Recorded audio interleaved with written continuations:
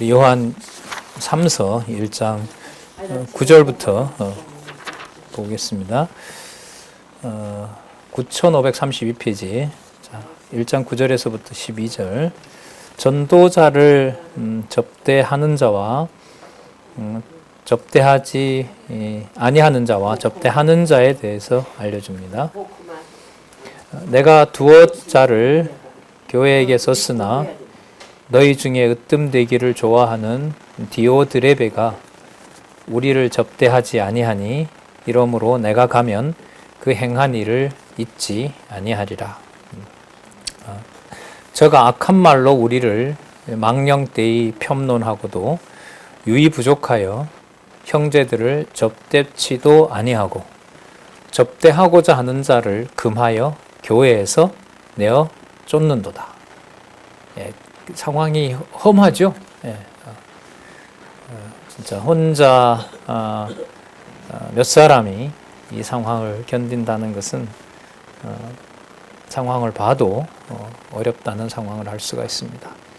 여기에서 우리 안에 진리가 거하고 그게 영생의 말씀이고 하나님 살아계신 증거고 예수 그리스도가 교회의 머리 되신 증거라는 것을 확신케 하지 않으면 무너지는 거죠. 이러므로 내가 가면 그 행한 것을 잊지 아니하리라. 저가 악한 말로 우리를 망령되이 폄론하고, 이게 악소문이 이건 거죠. 폄론이 근거 없이 비난하는 겁니다. 그리고 거기 또 부족하여서 형제들을 손님으로 영접하지도 않고요. 그 다음에 그들을 돕고자 하는 자도 쫓아내버립니다. 그러면 이 상황으로 보면은요, 실질적인 교회의 이 물리적인 권한은 가이오가 아니라 누가 쥐고 있는 거예요? 누가 쥐고 있어요? 이 악한 자들이 여기 누구예요? 디오드레베, 그렇죠? 디오드레베가 쥐고 있는 겁니다. 그러니까 교회에서 내쫓아 버리는 거고요. 거기에 이제 아픈 몸을 이끌고 나그네들, 복음 전하는 자들을 챙기고 있는 게 이제 가이오라고 할 수가 있겠죠. 그래서 11절에 보면 사랑하는 자여 악한 것을 본받지 말고 선한 것을 본받으라. 그럼 이때 악과 선은 앞에 나왔던 거죠.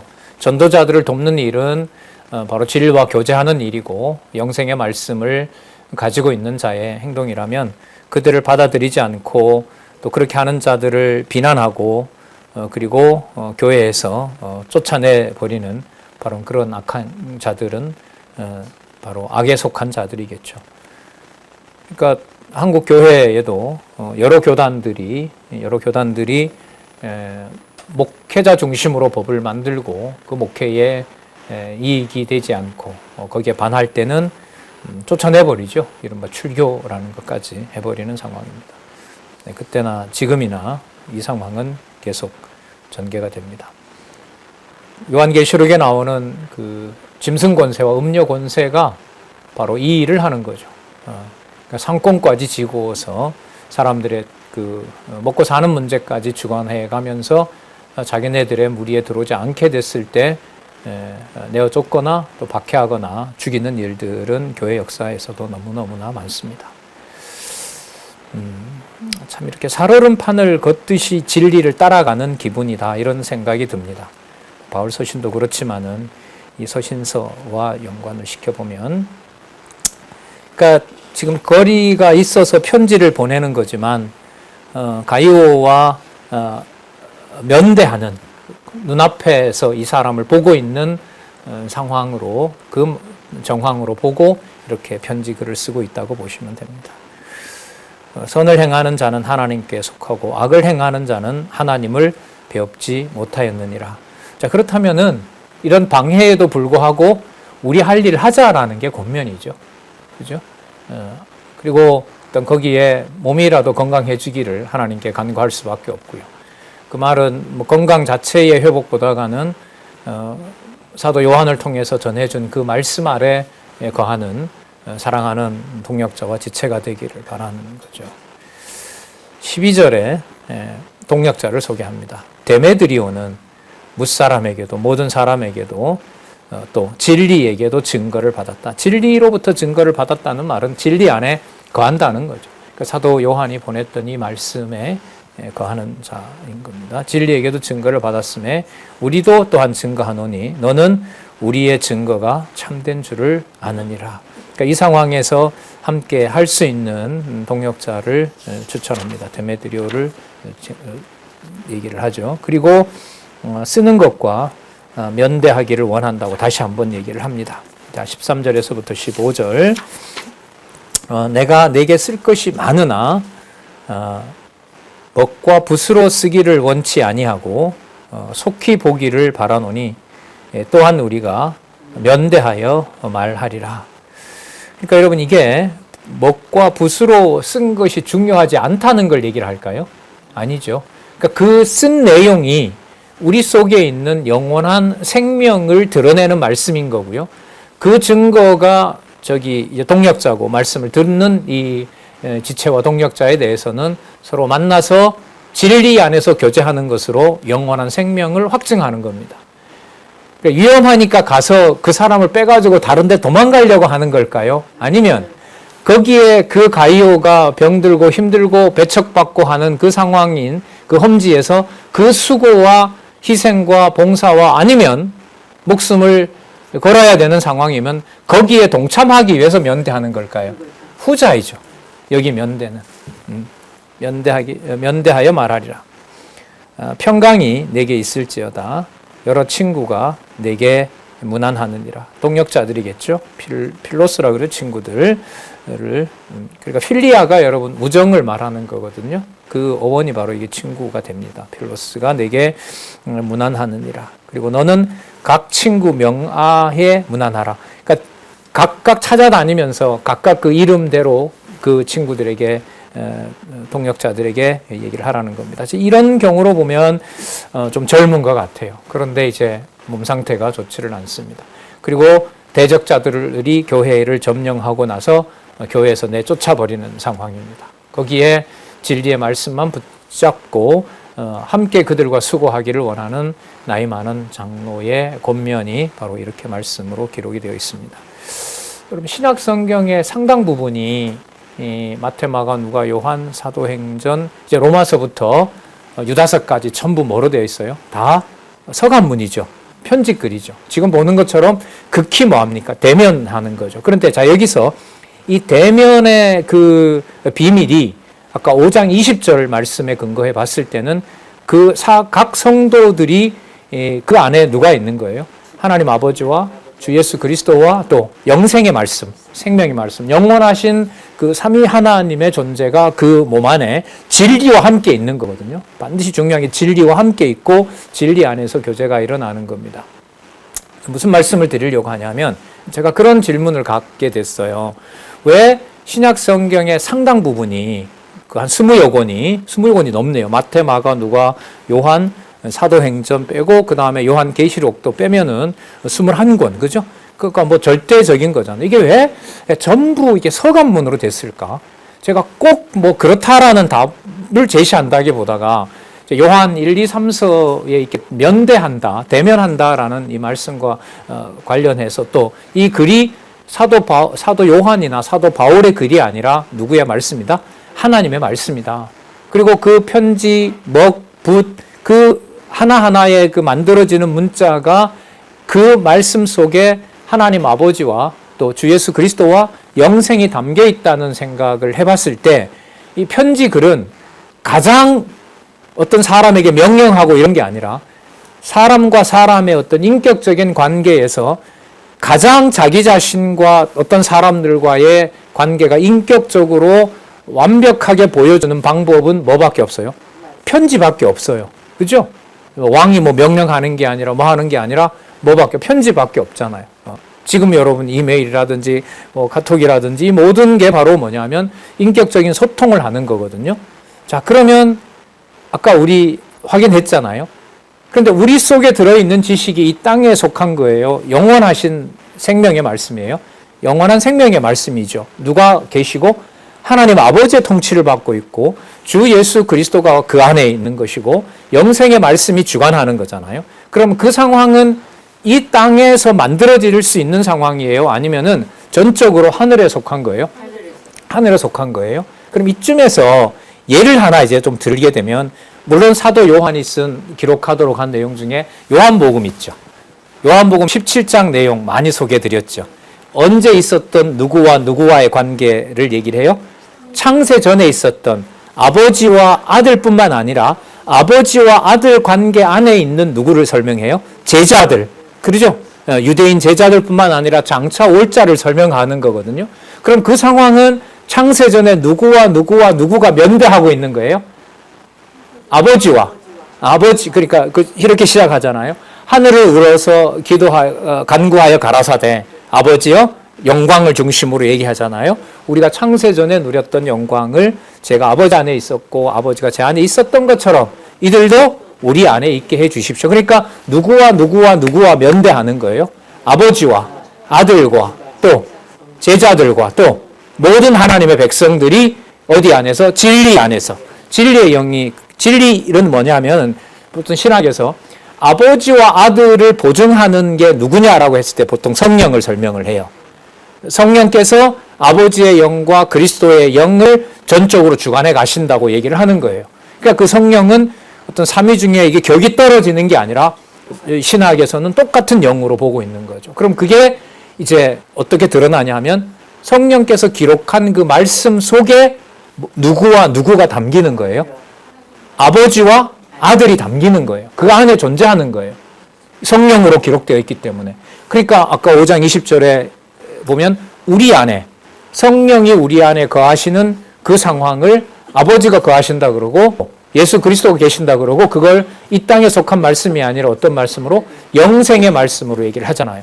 그러면 편지글의 성격은 자, 지금 봤던 2서와 3서 같이 극히 개인적인 관계가 인격적으로 죽고 못 사는, 진짜 같이 죽고 싶은 것을 고백하는 편지글이잖아요, 이게. 그러면 아까 가이오를 만나고 싶은 게 가서 거기서 같이 도망치려고 하는 게 아니잖아요. 늙은 몸이지만 병들어 있는 가이오와 그 자리에서 뭐 하겠다는 거예요? 같이 죽겠다는 거죠. 같이 그 말씀에 그냥 모든 걸 던지고 싶은 거 아니겠어요? 그럼 그 관계가 언제 존재했던 영원한 생명 안에서 교제하는 일이 돼요? 창세 전에 있었던. 그래서 아까 말씀드렸던 요한복음 17장에 나타났던 그 기도를 실제 이 현실에서 가이오와 사도 관계를 무엇으로? 인격적 대면으로 이 말씀을 편지글로 기록한 것이 창세전 영원한 하나님 안에 있는 바로 아들과 또 그의 자녀들이 하나 되어 있는 상황을 표현하는데, 제 해석입니다. 그래서 서간문의 방식으로, 편지글의 방식으로 이렇게 썼겠구나, 이런 생각이 듭니다. 그러니까 글을 주고받는 정보 관계가 가장 글로서 서로와 서로를 하나로 묶어주는 것은 뭐냐면 사적 편지밖에 없어요. 그렇잖아요. 자녀들에게 편지 써보셨잖아요. 메모도 남겨보셨고, 저도 받아봤어요.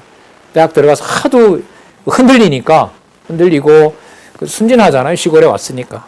근데 왜 우리 새벽부터 수십 년간 저렇게 애를 썼는데 왜 이렇게 시골은 가난해야 되는지, 어떤 그런 정치적 구조나 경제 구조를 알고 이게 분노를 해가지고 이 뚜껑이 열려서 공부가 뭐가 안 돼가지고 이게 먼저가 아니다라고 노동운동 하자고 해서 그걸 아버지한테 편지를 써서 보냈어요. 한 며칠 있는데 이제 교내 방송에 나오더라고요. 지금 고향에서 이런 급전보가 왔으니까 빨리 인문대학 사무실로 오라는 거예요. 그래서 반갑습니다. 저는 이제 그때 할머니가 계셨는데 할머니가 돌아가셨는데 급하게 갔어요. 근데 딱 한 줄로 온 급전이 있더라고요. 바깥에 이런저런 거 치우고 도서관에 가서 수학 공식이나 영어 단어 외우기를 원한다고 딱 이렇게 왔어요. 근데 말 안 들을 수는 없고 교회 장로님이긴 하지만 되게 무섭거든요. 이거 어떻게 해야 되나. 예를 들면 그런 거예요. 그러니까 그게 바로 뭐예요? 이 서간문이에요. 편지글이에요. 그럼 눈물 방울 흘리면서 글 쓰시잖아요. 그죠?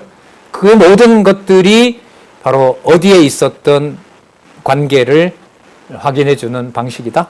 창세 전에 있었던, 그러니까 아버지와 아들과 성령이 하나가 되어서 영생의 말씀을 확증해 주는 방식으로 그래서 이제 그게 이해가 되면서 유다서라든지 요한이서 3서나 좀 사적으로 보이는 편지글이나 이런 것들이 사람이 보여줄 수 있고 이 세상에서 사람이 사람과의 인격적인 관계에서 보여줄 수 있는 최고의 형식인 편지글을 통해서 구약에 있는 시의 형식도 나오고 그 여러분 서간문에 보면 할렐루야 찬송하리로다 이러면서 먹어도 나오고 시가서가 다 나오잖아요. 요한 그 에베소서 1장 같은 경우에 그러면서 이게 사적 편지가 아니라 언제 있었던 누구와 누구의 관계를 확정해주는 말씀이다.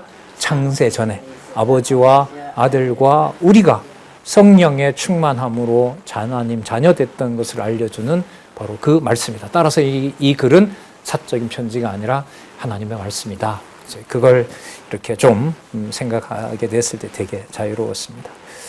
자, 그러면 여러분 이 요한 3서에 나타난 바로 이러한 배척당하고 그리고 배척당해서 오직 우리 안에 있는 영생의 말씀을 함께하는 자와 함께 그야말로 진리의 말씀을 지키는 적그리스도를 배척하는 요한 사도가 보낸 이 글을 통해서 적그리스도와 싸워나가는 이 상황을 이제 유다서에서 소개를 해요.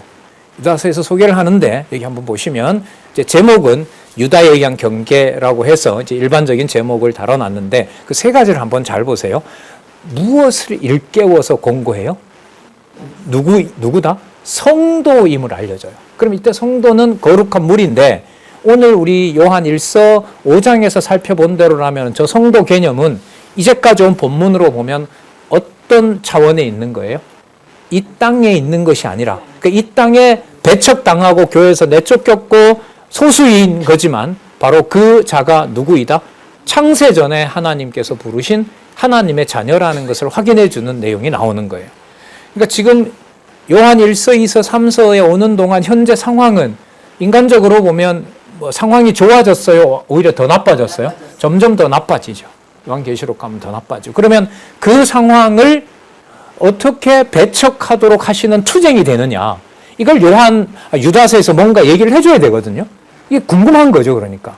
아까 사적 편지가 아닌다는 건 알겠어요. 어느 정도 접수가 됐어요. 그러면 유다서에서 이러한 험한한 상황에서 하나님의 말씀은 어떻게 능력의 말씀이 되느냐. 그럼 유다서에서는 뭘 보장하느냐. 이게 되게 이제 갈급한 거죠. 갈급한 거예요. 저기 딱 일단 정리해 놓는 도움을 받으면 얼마나 궁금하겠어요.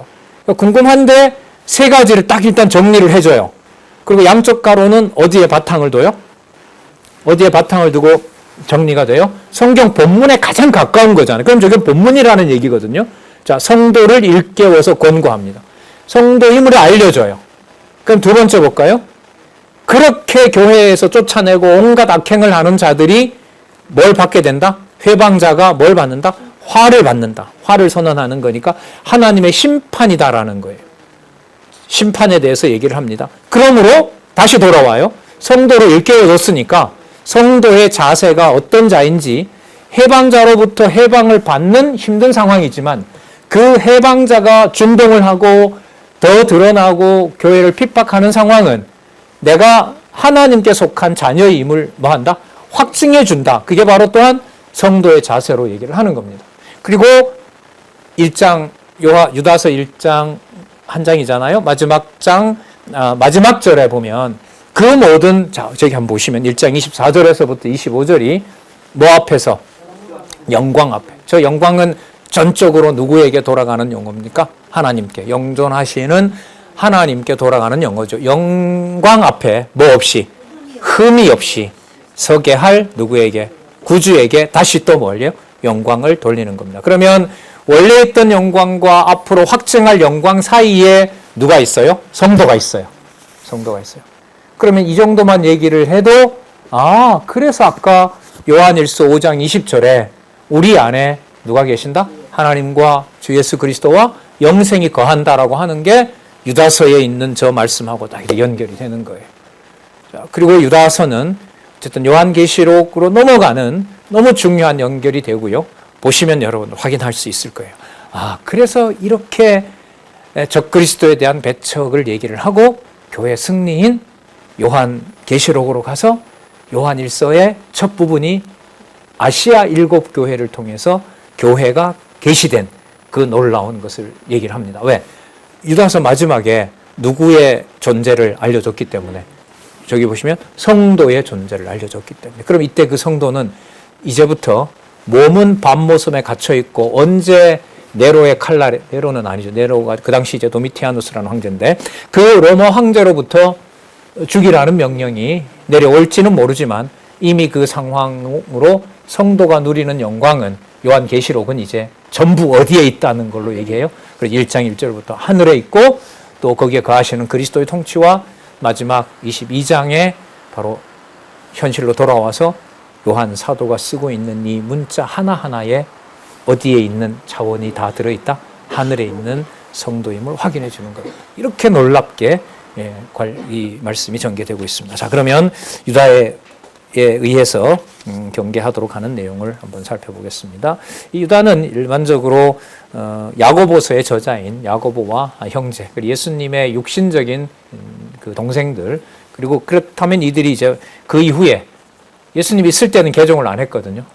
아마 형제들이 예수님이 계실 때는 전부 뭐 했어요? 맞아드리는 거 부담스러워했죠. 요한복음에 보면 다른 데로 가시라고.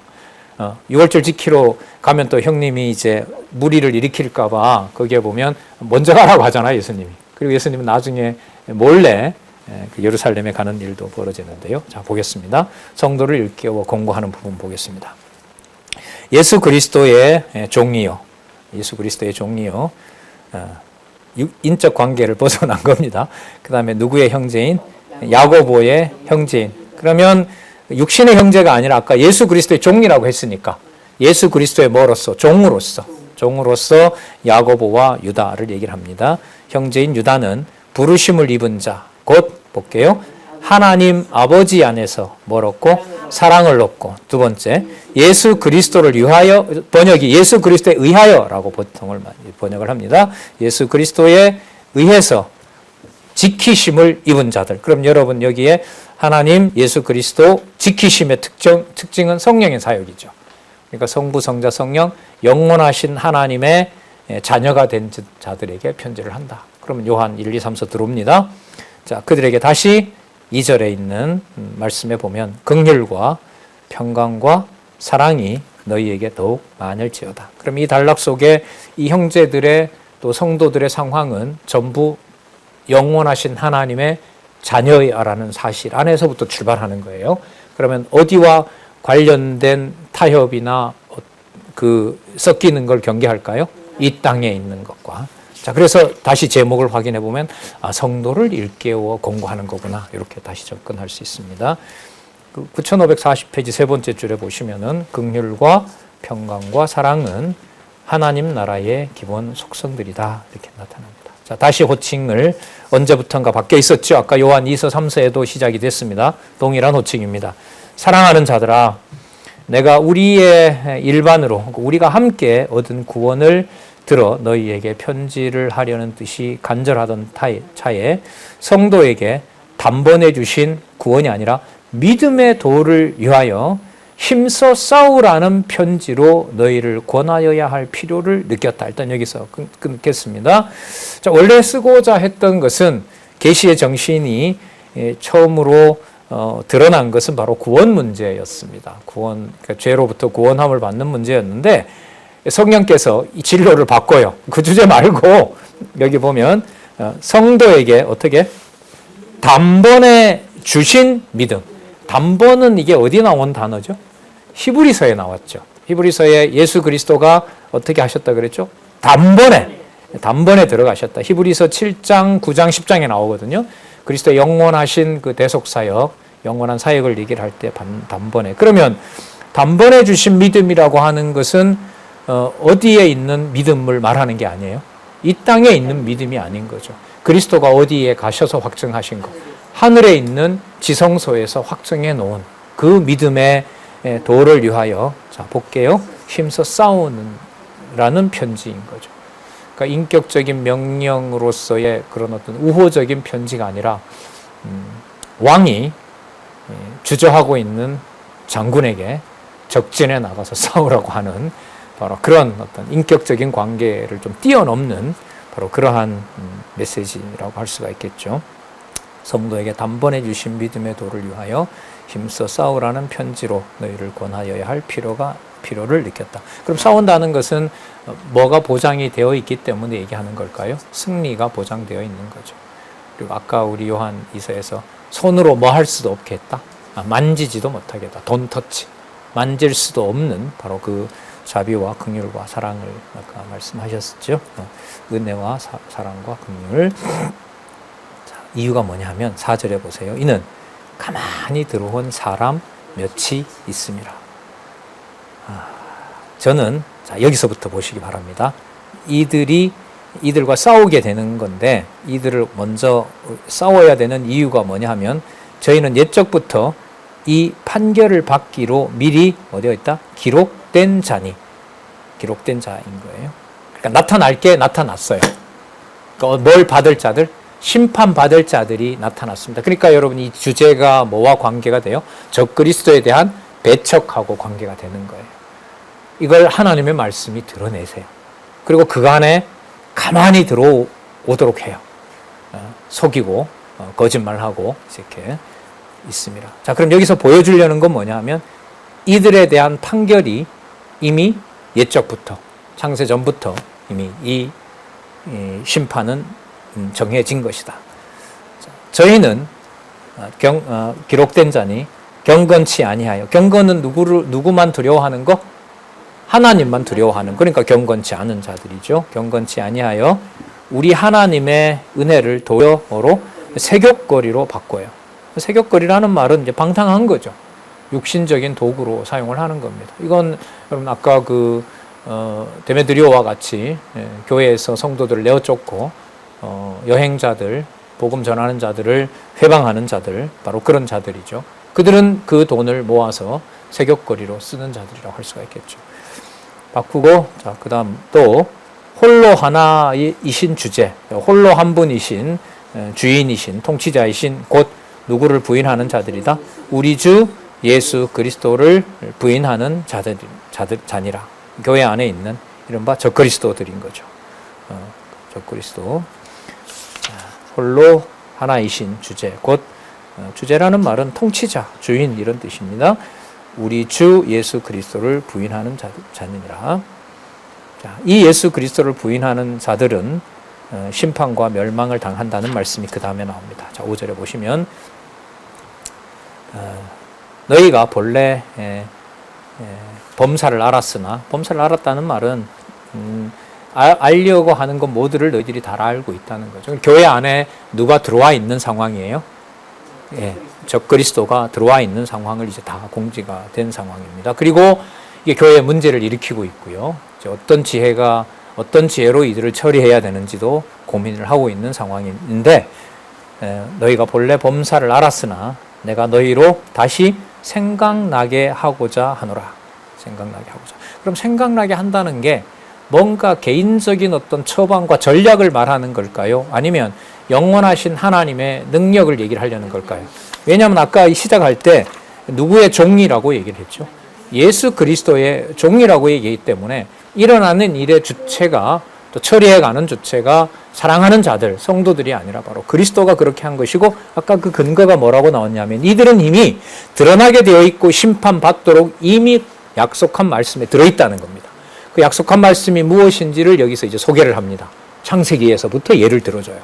그러면 창세기에 기록한 말씀이 드러난 일이 적그리스도가 이미 안에 들어와 있고 그들이 교회에 무리를 일으키고 있고 바로 전도자들을 배척하고 있고 그리스도를 배척하는 바로 적그리스도로 이 땅에 와 있고 거기에 하나님의 능력이 어떻게 드러나고 있느냐. 그러면 유다가 보낸 이 말씀을 받지 않게 된다면은 그들한테 패배할 수밖에 없고 그들과 이제까지 배운 모든 것들을 다 세귑거리로 바꾸는 일이 벌어지겠죠. 그러니까 굉장히 위급하고 다급한 상황입니다. 이 말씀을 받아들이느냐 그렇지 않느냐에 따라서. 자, 여러분 주께서, 이건 여호와입니다. 5절 중간에 여호와께서 백성을 애굽에서 구원하여 내시고 믿지 아니하는 자들을 멸하셨으며, 이 내용 여러분 어디에서 나오죠? 출애굽이니까, 애굽에서 구원했으니까 출애굽기 내용. 그 다음에 믿지 아니하는 자들을 멸하는 내용 어디 나오죠? 민수기서 나오잖아요. 40년 동안 세대 교체를 해서 60만 다 죽이잖아요. 자, 그러니까 이게 성경의 바탕을 둬야죠. 여호와께서 백성을 애굽에서 구원하여 내시고 후에 믿지 않는 자들을 멸하셨습니다. 이게 첫 번째 예입니다. 그러니까 모세를 대적하고 뭔가 다 끝을 내는 것 같지만 결과적으로 하나님의 심판은 그 대적자들을 다 죽이고 완전히 세대 교체를 하는 일이 벌어진 겁니다. 그러니까 이 세상을 하나님께서 베드로 후서에 있는 대로 하나라도 남기지 없이 육의 몸을 가지고 있는 성도들에게도 세상 속한 것은 다 멸해버리고 요한계시록에 약속된 새하늘과 새 땅, 거룩한 성, 새 예루살렘을 준비하시는 일이고 이게 패배 과정이 아니라는 사실을 말씀을 통해서 알려주는 겁니다.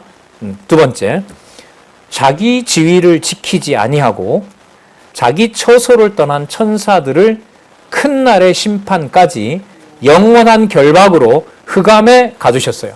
그러니까 어디에서도 반란이 일어나는 거예요. 영적 세계에서도 반란이 일어난 거예요. 이 자들이 타락해서 마귀가 됐다는 거거든요. 성경에 전혀 그런 거 없어요. 그렇지 않고요. 영적 피조물인 천사들이 누가 되고 싶어 한 거예요?根本이 하나님의 능력이 너무 크거든요. 그러니까 아담처럼 자기가 뭐가 되고 싶은 거예요? 하나님이 되고 싶었던 거죠. 그래서 반란을 일으켰던 거예요. 자, 그들을 하나님이 어떻게 하셨다? 영원한 결과물로 흑암에 가두었어요. 가두었는데 어떻게 설칠 수가 있어요? 아니죠. 그냥 가두어 두신 거예요. 영원한 결과물로 결박으로 흑암에 가두셨으며, 자, 7절 볼게요. 세 번째, 소돔과 고모라와 그 이웃 도시들도 저희와 같은 모양으로 간음을 행하여 다른 색을 따라가며, 그 외에 천사들이 소돔과 고모라에 왔을 때 범한다라고 얘기를 하잖아요. 범하겠다고 얘기를 했을 때 피신시키고 롯하고 며느리를 피신시키면서 소돔과 고모라와 일대까지 다 멸한 사건이 있습니다. 간음을 행하며 다른 색을 따라가다가 여기 또 나옵니다. 영원한 불의 형벌을 받음으로 거울이 되었느냐. 따라서 지금 득세하고 있는 적그리스도의 세력을 하나님이 없어서가 아니라, 자, 뭐 하고 있는 거죠? 드러내는 거예요. 드러내게 돼요. 드러내되 누가 함부로 손을 못 쓰게 해요?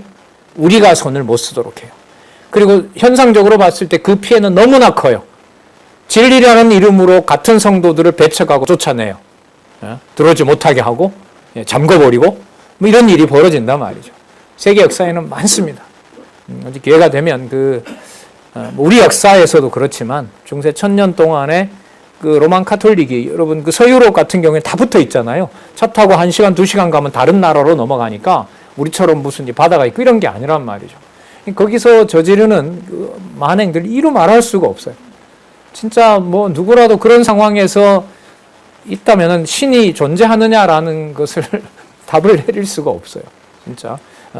그에 대한 말씀을 드리고, 어쨌든 세 가지 택한 백성이라고 했던 자들 사이에서도 그네들을 심판하셨고, 그 다음에 영적 세계에 있는 천사들도 반역한 자들을 가두셨고, 소돔과 고모라도 영원한 불의 형벌로 그들을 심판하신 일이 있기 때문에 지금 악이 득세하는 것은 그들이 승리가 아니라 하나님의 무엇이 가까워오고 있는 것이다? 영원한 심판이 가까이 오고 있는 것이다. 그걸 기록한 말씀을 따라가는 것만 유일한 방법이에요. 내가 똑같이 물리력을 세워서 내가 쳐내고 내가 죽이고 법을 동원해서 사람을 억압하고, 그게 사람의 기본적인 속성인데 말씀의 권위는 거기에다가 두질 않습니다.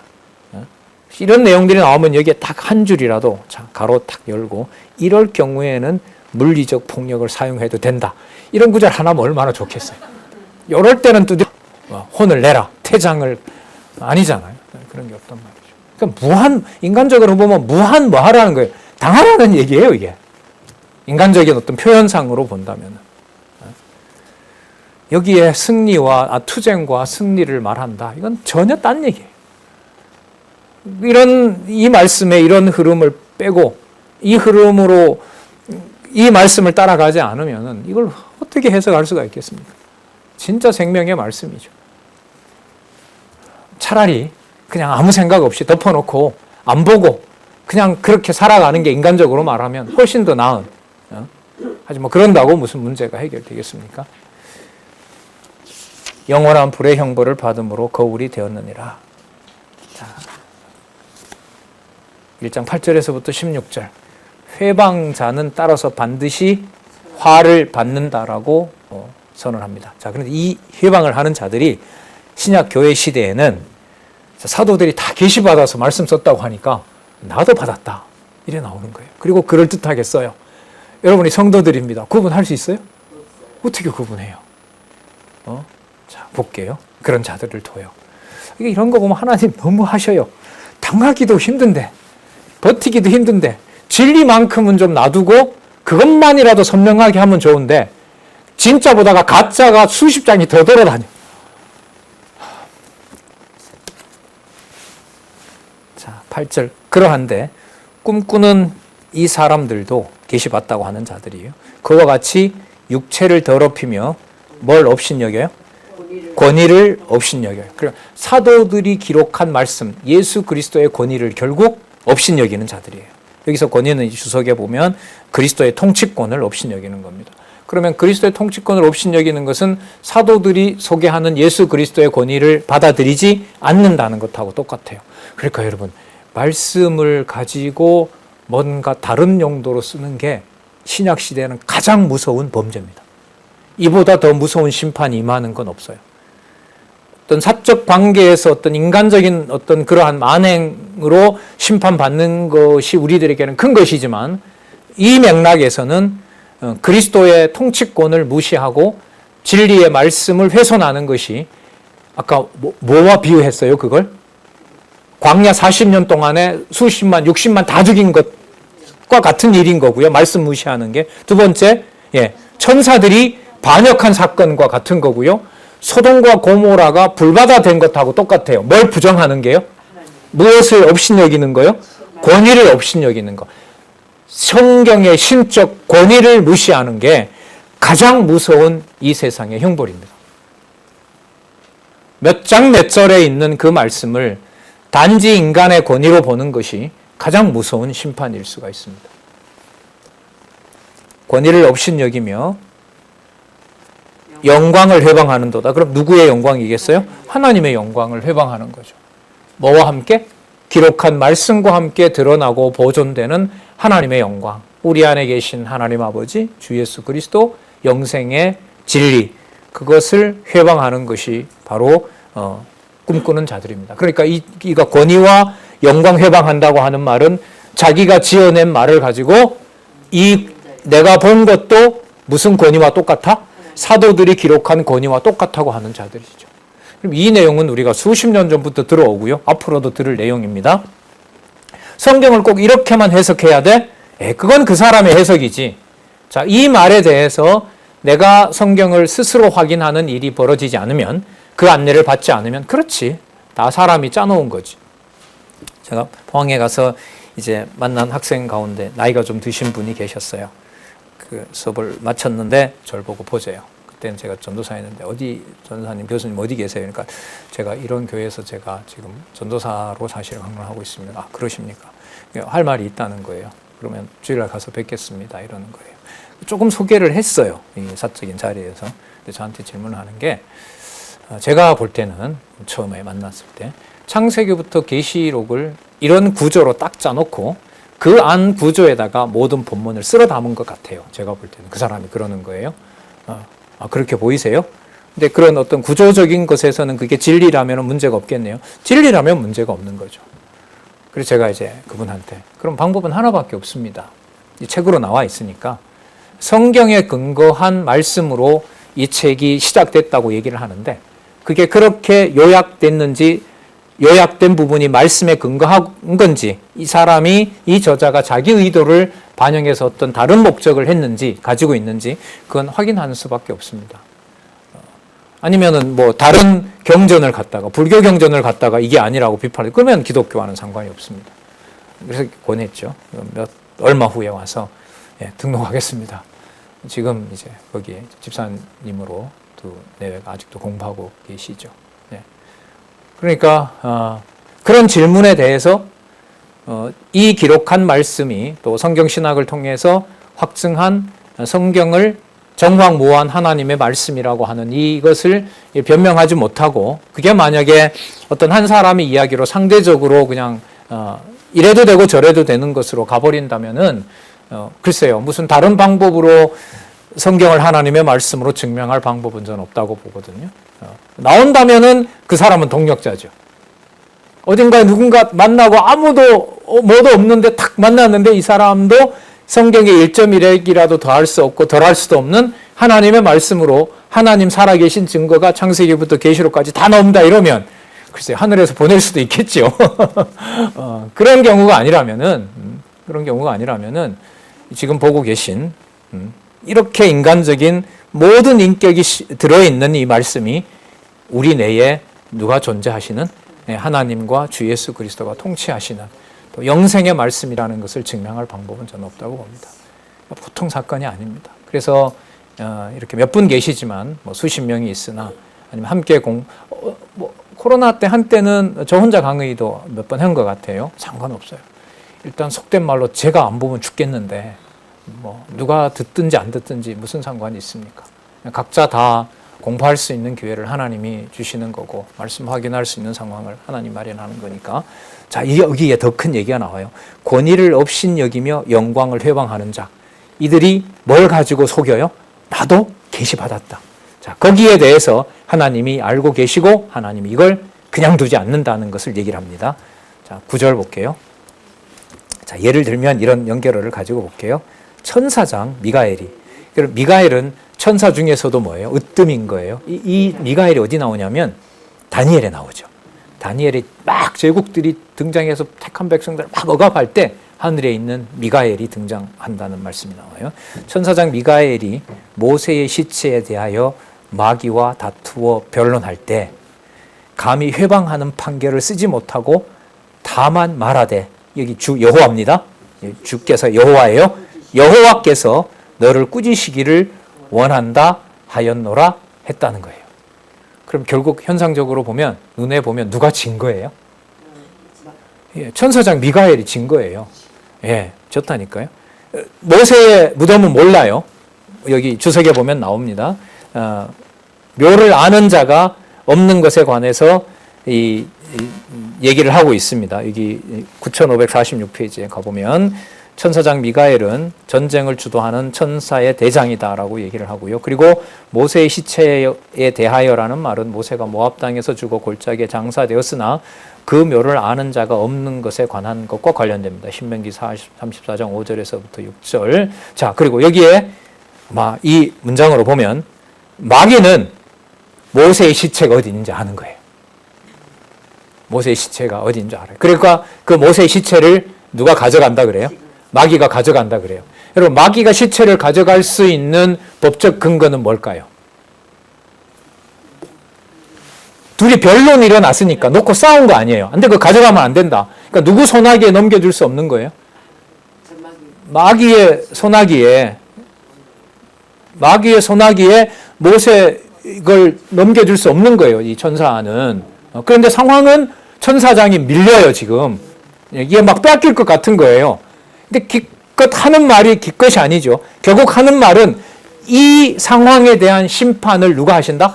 여호와께 하신다는 걸로 그 상황을 종결시킨 거예요. 그러면 표면상 드러난 일로 보면 천사장 미가엘이 누구한테 밀린 거예요? 마귀한테 밀린 거죠. 요한계시록에 가면 천군 천사가 있지만은 이 땅에 있는 교회가 계시록 6장에 있는 대로 순교자들이 안타까워할 만큼 승리가 아니라 전적으로 몰살당하고 회방하고 지는 것처럼 보이는 거죠. 그러니까 이런 면에서 이제 교회에서 승리라는 말을 고민을 또 하게 돼요. 교회에서 말하는 승리가 뭘까? 아까 누구도 밀린 상태예요. 천사장 미가엘도 마귀에게 밀려버렸어요. 그럼 이 상황의 승리 개념이라고 하는 것은 이 본문에 보면 누가 꾸짖기를 원한다는 것이 최종 승리예요. 여호와가 이기신다는 거예요. 그러니까 누가 밀려도 상관없어요. 천사장이 밀려도 상관이 없는 거예요. 그런 면에서 이제 여기서 싸움과 성경에서 말하는 승리가 뭔지를 고민하게 돼요. 그럼 이 틀로 고민한 것을 어떤 틀로서 제시한 것인지는 요한계시록에 가면 나오거든요.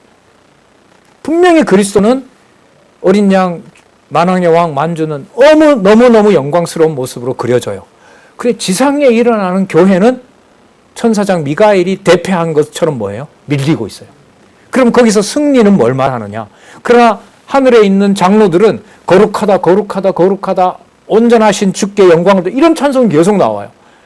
그러나 사도 요한이 겪는 현실 교회는 천사장이 밀리는 것처럼 패배하고 있어요. 이제 하나 지나왔지만은 자, 상황은 그런 상황입니다. 제가 생각할 때 마귀가 그 모세의 시체를 가져가려고 하는 법적 근거는 뭐냐면 모세가 가나안에 못 들어갔죠. 못 들어갔잖아요. 표면적으로 보면 어떤 일 때문에 못 들어가죠? 네, 무리바 반석에서 홧김에 쳤다고. 맞죠? 에이씨 하면서 친 거 아니에요. 한번 볼래? 그러면서 친 거 아니에요. 그러니까 누구의 어떤 욕심과 그 과시가 돼버린 거예요. 모세 자신의 힘으로 인해서 드러난 거잖아요. 거기에 하나님이 정죄를 했잖아요. 너 뭐 한다? 이 일로? 너도 못 들어간다. 이렇게 돼버린 거 아니에요. 모세는 들여보내달라고 기도했고 하나님은 못 들어간다고 했으니까 이 일로 다시는 내게 고하지 말라. 그럼 표면적으로 보면 잘 보세요. 육신에 드러난 일로 보면 자, 좀 더 붙이면 모세 안에 하나님 아버지와 예수 그리스도와 영생이 있다는 것을 빼고 그걸 무시하고 표면적으로 드러난 모세의 행동으로 보면 뭐 했기 때문에 가나안에 못 들어가요? 범죄했기 때문에 못 가는 거죠. 그러면 마귀는 사단은 뭘 권리를 주장할 수 있어요? 범죄했다는 말은 누구의 손아귀에 있는 거예요? 마귀의 손아귀에 있는 거잖아요. 그러니까 이 모세는 누가 데려가서 처리하는 게 맞다. 내가 데리고 가서 처리하는 게 맞다는 거죠. 그러나 천사장 미가엘이 봤을 때는 모세는 하나님이 세운 선지자고 전무후무하게 이렇게 하나님의 역사가 임한 자가 역사적으로 없다는 거죠. 그런데 그 논리가 그 상황이 누구한테 밀려요? 마귀한테 밀려요. 그러면 누가 더 이상 손 쓸 수가 없어요? 미가엘이 손 쓸 수가 없어요. 천사장이 패해버렸어요. 거기에 하나님의 섭리가 기다리고 있는 거예요. 천사장 미가엘의 입에서 누가 이 일을 하신다는 걸 보여줘요. 여호와께서 너를 꾸짖으시기를 원한다. 그래서 심판권을 누구에게 돌려요? 그러면 이 정황으로 봤을 때 상황은 누가 진 거예요? 미가엘이 진 거죠. 무슨 상황하고 똑같아요? 지상에 있는 교회가 패배하는 게 똑같아요. 그러니까 누구도 손 못 대는 권세예요. 천사장도 밀리는 권세고, 그럼 이 땅에 있는 이 성도들도 비진리, 적그리스도에 대해서 승리하는 것이 아니라 대패하는 모습이 일어나게 되는 거예요. 거기에 드러나는 진리는 누가 심판하신다는 것을 확증해요? 여호와가 심판하신다는 것을 확인해 주는 것이 이 말씀의 결론입니다. 주께서 너를 꾸짖으시기를 원하노라 하였거늘. 자, 10절 보시기 바랍니다. 근데 그럼 그가 이겼느냐? 이 유다에 의하면 그가 아니에요. 이 사람들은 든지 그 알지 못하는 것을 회방한다. 그러니까 알지 못하는 것은 여호와께서 심판주가 된다는 것을 모르게 되는 거죠. 그러니까 여러분, 예수님이 군대 마귀를 만나잖아요. 그래서 왜 지금 왔냐라고 했을 때 우리가 지금 심판받을 때가 아니다라고 하면서 예수님 앞에서 떨잖아요. 지금 올 때가 아닙니다라고 뻘지만 다른 피조물에 대해서는 마귀가, 사단의 세력이 성도들을 비롯해서 표면적으로 보면 이 육신에 대해서 뭐 하고 있어요? 완전히 통제하고 있는 거죠. 그래서 뭐 하는 것처럼 보여요? 패배하는 것처럼 보이죠. 그러니까 이게 사람의 능력으로 그 상황을 하나님이 존재한다고 증명할 수 있다면은 성경을 말씀대로 안 따라가도 돼요. 그러니까 안 따라가면 다른 방법이 없어요. 그런데 이 중요한 정보 선호주를 하나님이 심판한다라고 읽지 않으면은 어떻게 그 상황을 정리를 할 수 있어요? 자, 정리를 해버립니다. 이 사람들은 무엇이든지 그 알지 못하는 것을 회방하는도다. 그리고 또 저희는 이성 없는 짐승같이, 이성 없다라는 말은 앞에 있는 대로 하나님을 알지 못한다는 이성입니다. 알 수 없는 그런 머리를 가지고 있기 때문에 본능으로 아는 그것으로 결국은 뭐 하게 된다? 멸망당하게 된다. 그러면 투쟁, 승리를 위해서 투쟁하는 상황은 오직 누구 이름만 남겨놓을 때 승리라는 거죠. 누가 밀려도 상관없이 제 하늘의 천군 천사장이 밀려도 그걸 패배라고 말할 수가 없어요. 거기에 누구 이름이 있다는 것이 증명이 되면 하나님의 이름 여호와가 살아계신다는 것. 그게 여러분 성경신학에서 말하는 여호와 계십니다. 그러면 요한 1, 2, 3서에서 유다서에서 말하는 투쟁의 정점과 목표는 천사장이 남겨놓은 한마디 말, 누구 이름? 하나님의 이름인 여호와가 심판한다. 여호와가 살아 계신다. 그러면 지상에 있는 교회는 더 힘든 상황으로 몰아가면서 남겨놓는 말은 누구의 이름만 우뚝 설까요? 여호와. 이게 여러분 여호와 계시 중심의 하나님의 말씀입니다. 그걸 성경신학은 전하고 있고 지키고자 하는 것이고요. 이 교재의 도움을 받아서 성경만 하나님의 말씀이고 성경은 살아계신 하나님의 영원하신 말씀이다. 정황무오한 절대 진리다라는 것을 오늘 우리는 요한 1서 5장에서부터요. 우리 일단 12절까지 10절까지 확인을 했습니다. 다음 시간에 유다서 1장 11절부터 살펴보고요. 다시 돌아가서요. 복습 좀 하겠습니다. 요한 1서에서부터 유다서까지 살펴보고 이제 마지막 교회 승리를 통한 성취 요한계시록으로 가도록 그렇게 하겠습니다. 수고들 하셨습니다. 기도하겠습니다. 하나님 아버지 감사합니다. 말씀 안에 거하는 놀라운 자유와 해방을 하나님 이 시간에 느끼도록 해주시고 또 여호와의 살아계심을 확인하고 찬양할 수 있도록 해주셔서 감사드립니다. 하나님 주시지 않으면 환난과 패망과 욕심이 가득 찬 이 세상에서 하나님의 승리와 교회의 승리를 감히 말할 수가 없습니다. 사도 요한이나 또 선지자 다니엘이 무서운 광경 앞에 그들이 기절하고 그들이 어떤 것도 생각할 수 없던 것처럼 하나님의 말씀이 없으면 또 그 모든 비밀을 주관해 가시는 그리스도의 통치를 우리가 알지 못하게 되면 하나님 이 지상에서 도저히 견딜 수가 없습니다. 주신 말씀 이 진리 안에서 거하며 기록한 말씀의 본 뜻을 따라 이 말씀을 전하고 또 지키는 일에 함께하는 귀한 지체들, 동력자들로 꼭 보호하여 주시옵소서. 감사드립니다. 예수님의 이름으로 기도드렸습니다. 아멘.